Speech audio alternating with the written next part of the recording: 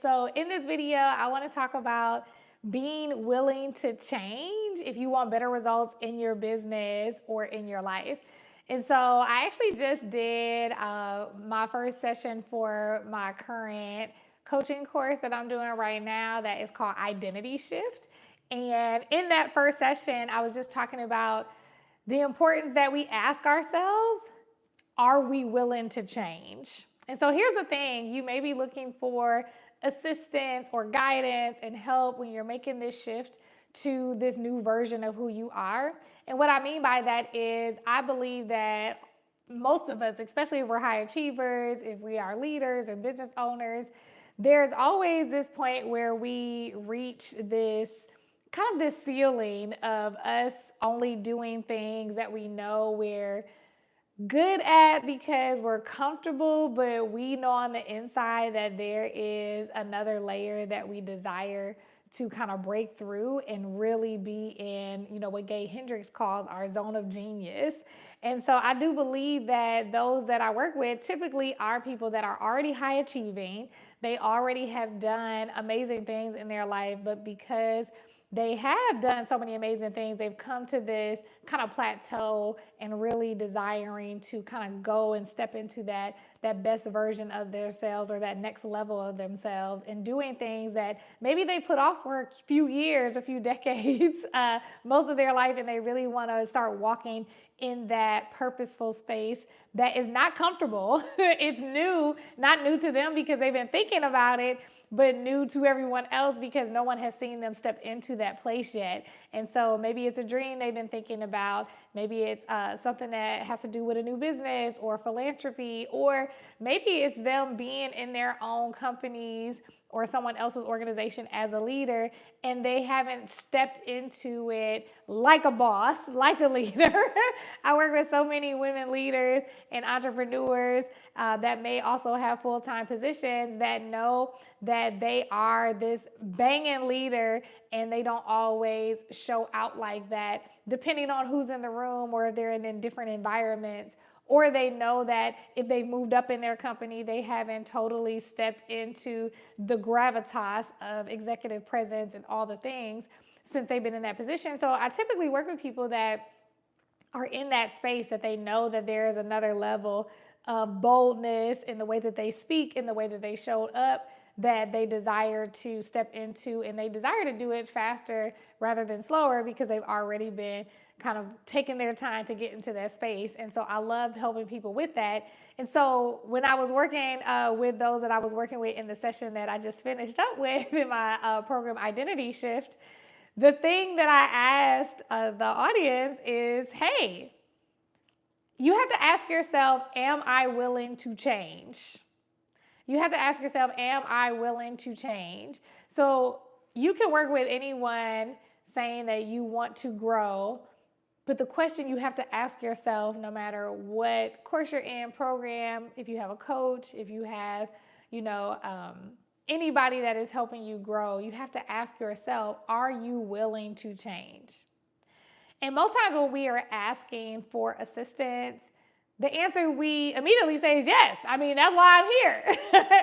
But I want you to take it another level and ask yourself, okay, if the answer for me is yes, well, what am I willing to do to bring change forward? Because sometimes we don't really count the cost of what comes with change. We don't count the cost of what it will take for us to do what we need to do so that we can see change happen. And, be relieved, because most times the small changes are actually the biggest changes, the biggest things that we have the most huge mind barriers around, and they're so small. So I shared this earlier with the group that I was working with, is that you may have to start being more, bold in the way that you respond to people. And so maybe the small tweak is you actually being more upfront about, how you feel about something or when you want something done. that can feel like a lot when someone has been practicing their whole lives of being careful about what they say, or feeling like if I say what I want, I'm being too polite. I mean, not too polite, but if I say what I want, I'm not being polite, right? So just the opposite. Or if I'm too nice, or if I'm too mean, or if I come off aggressive, then people won't respect me or like me or trust me. There's so many things that go on in our heads, right? And so even though it's a small thing to, approach someone, articulate what you actually desire so that you can, get things more done at work, or you can get more respect in different spaces by actually just being transparent about what needs to be done instead of like beating around the bush or sugarcoating and all the things. So it's something actually very small, but our identity is so tied to being known as the person that you fill in the blank. Maybe you're used to being known as the nice person, or you're used to being known as the person that always says yes, or you're used to being known as the person that goes with the flow. And in order for you to really step into your greatness, you have to, start being a little more direct. You get to say what actually needs to be said to move things forward instead of sparing feelings. Now, this is not about being rude, because no matter what, that's not a good idea in general. Being rude, right? This is not about being rude. This is not about being, especially I coach a lot of women, this is not about being more masculine and fighting like that, and whatever that means, because it's not, every man is not like that either. But the point is, like, sometimes we associate those behaviors with that. And so what I'm saying is, like, that's not what it is about at all. It is about allowing yourself to use your voice to say what you desire and to speak boldly about that, and to do it with confidence, with certainty, and with the freedom that what you say and sharing what you say is okay. And it is necessary because you are your only you. And if you don't say it, who's going to be in the room to say it? And so that's just like my small example of change, because sometimes that can turn into the thing that you're actually looking to see a change in. So like sometimes people need to step into that part of themselves in order to see themselves be promoted, or have the courage to go look for another position, because now they're stepping into their bigger self, or to start that business that they're aspiring to start, or to create boundaries with people that have been toxic around them. It takes that small change to create big changes in other areas of our lives. So I want you to think, what am I, do I desire to change? And if the answer is yes, what am I willing to do to facilitate that change? What am I willing to do in terms of my behaviors and what I plan on saying? What are my habits? Am I going to change the things in my environment, the people I'm around, the language that I'm using? Right? That's a big one. I'm a big words person in terms of how we talk about ourselves to ourselves, meaning our thoughts. How are we using our thoughts in a way that's going to help bring, positive emotions to ourselves? How are we talking about our situations? Are we talking about our situations from a place of despair, or are we talking about them from a place of growth and abundance?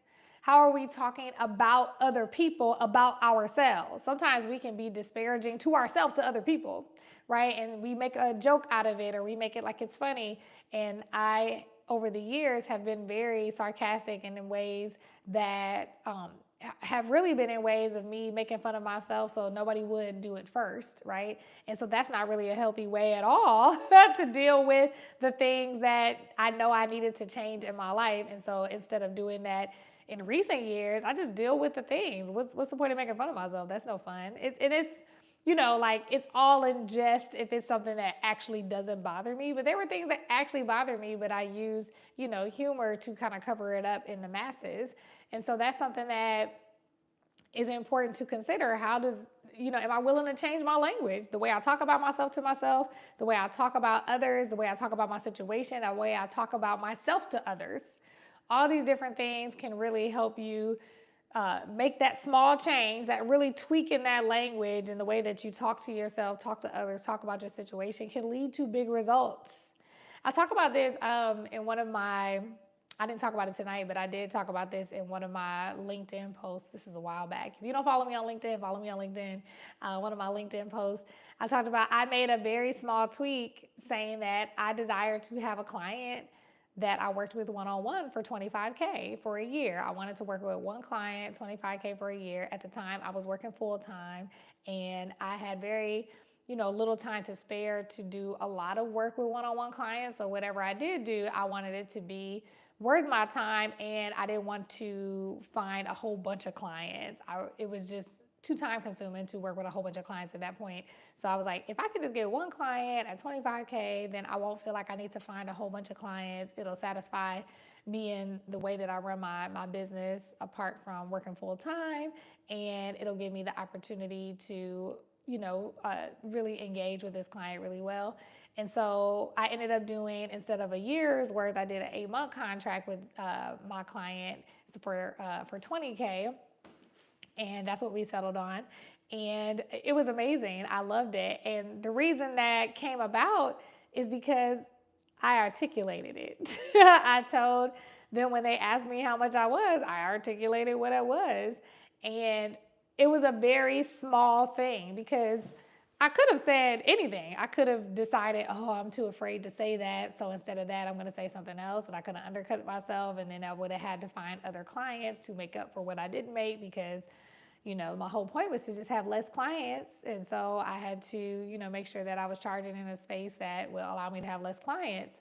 And so if I would have, been very passive or afraid to do the small thing, which is actually just allowing $20,000 or $25,000 to come out of my mouth or what have you, then I wouldn't have done it, right? I mean, I would have had the big result because I would have avoided doing the small thing. And when we avoid the small thing that feels big to us, we end up doing the work on the other side. Like, I imagine I would have had to, get more clients that year. I would have had to do way more, work. Something would have happened, and it would have been like an inside self-esteem thing. On the inside, I would have known, Desiree, you didn't say what you were going to say, and I probably would have beat myself up for like a year. You know how we do in our minds. And so much can be avoided when we do the small thing, but we avoid the small thing because the small thing feels big. And so it makes me go back to, am I willing to change, right? If the answer is yes, we have to ask ourselves, what are we willing to do? And what I want to offer to you is, what is the small thing that I know if I did it, it would help me move mountains in my life? What is the small thing that if I know if I did it, it would help me move mountains in my life? I want you to consider, well, what is that thing? Because I guarantee that small thing, if you do that, that is going to give you the results that you've been waiting years to have in your business, in your relationships, in life, whatever it is. It's a small thing. It can feel hard because it just isn't normalized for you because you haven't been doing it often. But it will feel big because of that, because you haven't been doing it. But in the grand scheme of things, it's a very small thing, right? It's a very small thing. So the more that you can be playful about that small thing, it's not a big deal. It's a small thing. I want to do it. Let's see what happens. You will live. And be very consistent. When I started telling people that, I wanted a client that was 25K, and I know you probably noticed that I got a client for 20K. I wanted it to be 25K. The fact of the matter is that was the budget that they had, and I was willing to take the 20K, and that was fine for me. So I still desire to have, a one-on-one client for 25K. And in that case, I got really close and I'm okay with that. So that's why you keep hearing me go back and forth on that price. But the point is, I actually went and told people that I was 25K before I met the person that I did pitch that to, and their budget was 20, right? And so the point is, I would have never got even close to what I wanted had I not just started making it normal for me to tell people that, and to normalize that is the value that I bring when I coach someone for a year almost time. Oh, you're going to get some impact from me, not just because of what I do, but what I inspire you to end up doing, because that's the point. From a coach perspective, I'm I'm not a done for you service. People are not working with me to get something that I create for them. Now, there are times when I am in that consultant hat and I am creating something for someone, but for the most part, no, I'm working with you, but you the one doing the work and the implementation, because that's what we do as a coach. It's a guiding situation. It's a partnership. And so I am being that guide to help them get to the other side. And there is 100%, 1000% transformation if I'm going to be in your life and we're truly partnering in that way to make sure that they're executing their best selves. And so someone definitely has to be willing to do the work to change, to make that kind of investment of time and of resources. And I guarantee on the other side, there are benefits from it. But again, everybody that I work with, the changes, when they talk about it, it seems small, but it was huge for them because of what was on the other side of that small action. Me just being obedient to saying how much I desire to be compensated for the investment of time and resources and myself that I'm putting into clients. That was something that was a small thing, but it has huge results for me. Not only is it great for obviously the business and revenue, but it does so much for me in the way that I do business, in the way I articulate my value, and how I can really show people, transformation at that price point. It's very rewarding. And it's an honor to be able to be in people's lives in that way. And so the small thing can do so much for you. And again, I want to keep going back because this is the name of the video, right? This is the lecture at hand. Am I willing to change? Am I willing to change?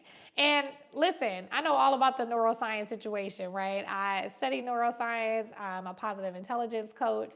So I know all about how the brain works. We can say that we're willing to change, but our brain is used to doing things a certain way. So there is some rewiring, some reframing, some taking down, not even just limiting beliefs, but literally from a body-mind perspective, we have to unlearn in our body and relearn what we want our body to learn so that we can actually crystallize the change and really solidify the change. The same thing is true, though.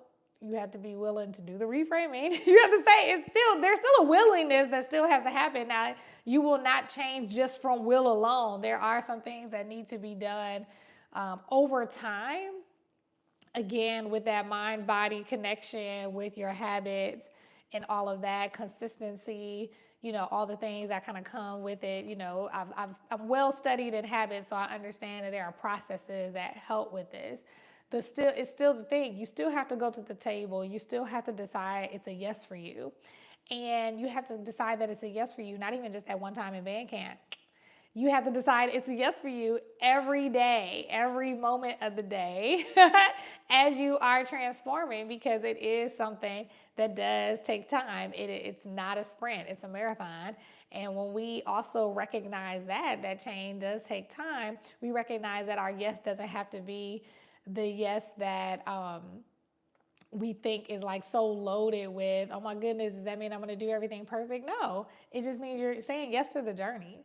And being able to emphatically say yes, being able to also articulate what you're willing to do is going to be important. Like, are you willing to not just take the actions? Because the actions are important. Action is very important to habit change.